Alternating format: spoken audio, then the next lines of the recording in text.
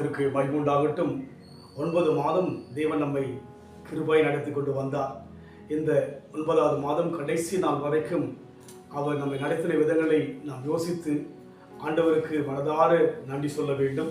இந்த வேளையிலும் கூட நாம் தியானிக்கும்படியாக சங்கீத புத்தகம் 13ஆம் சங்கீதம் 6ஆம் வசனம், கர்த்தர் எனக்கு நன்மை செய்தபடியால் அவரை பாடுவேன்.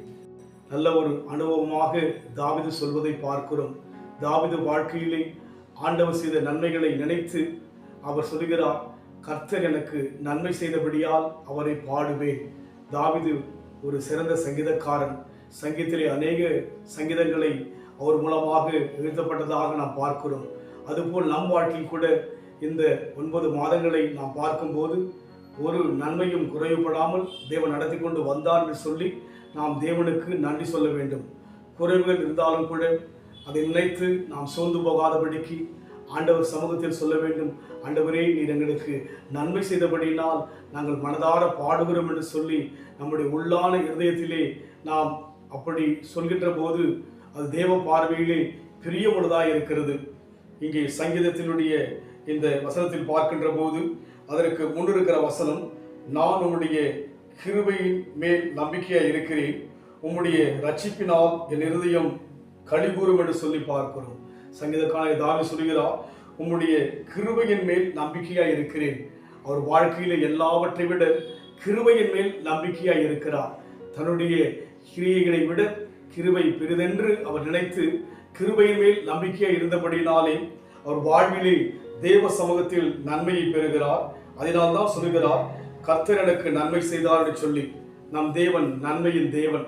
நன்மையான எந்த ஈவும் பூரணமான எந்த வரமும் அவர் சமூகத்திலிருந்து வருகிறது.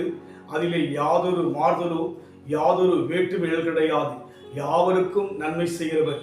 இயேசு கிறிஸ்து இந்த உலகத்தில் கடந்து வந்தபோது, பூமியில் வாழ்ந்தபோது நன்மை செய்கிறவராகவே சுற்றி திரிந்தான்னு சொல்லி பார்க்கிறோம். சங்கீதத்தில் கூட சொல்லப்படுகிறது, ஜீவனுள்ள நாளெல்லாம் நன்மையும் கிருபையும் தொடரும் என்று சொல்லி. அதனால் நாம் சொல்வோம், ஆண்டவரே நீர் எனக்கு நன்மை செய்தபடினால் நானும் பாடு என்று சொல்லி நாம் சொல்கின்ற போது தேவன் அதிலே பிரியமாயிருந்து வருகின்ற புதிய மாதத்திலும் கூட தொடர்ந்து நன்மை செய்ய அவர் சித்தமுள்ளவராக இருக்கிறார்.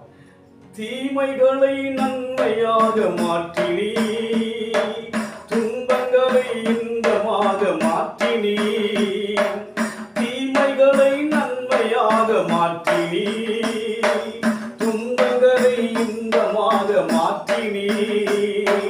நன்றி நன்றி, எல்லா நன்மைக்கே நன்றி, நடந்ததெல்லாம் நன்மைக்கே நன்மைக்கே நன்றி சொல்லி மகிழ்வேன். இன்றைக்கு இனி நடப்பதெல்லாம் நன்மைக்கே நன்மைக்கே நன்றி சொல்லி மகிழ்வேன். இன்றைக்கு